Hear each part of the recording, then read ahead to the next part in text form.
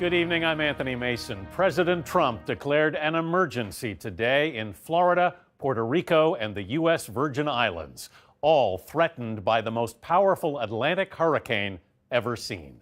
Irma, a Category 5, has already turned deadly on the islands of the Caribbean.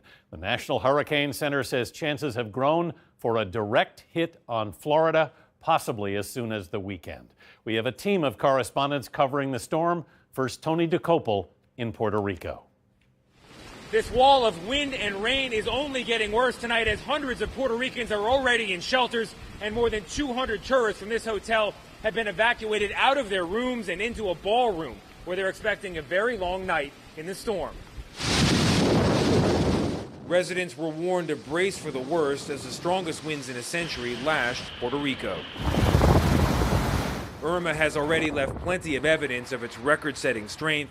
Wind gusts topped 200 miles per hour, knocking out power as buildings collapsed and debris flew. St. Martin took a direct hit. Wind and pelting rain blew palm trees horizontal.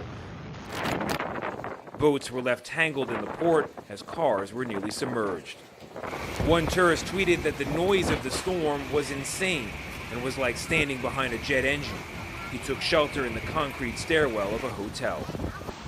In St. Barthélemy, roofs flew off buildings. Streets became rivers as Irma continued its destructive trek past the British Virgin Islands on its way to the Florida Keys.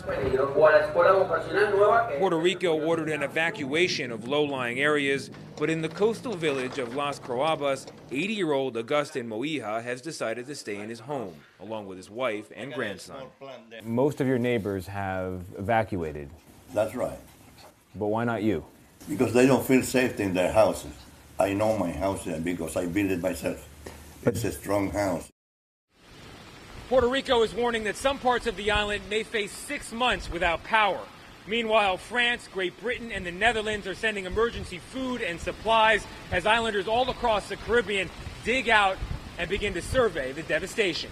Anthony? Tony DeCopel in Puerto Rico tonight. Thanks.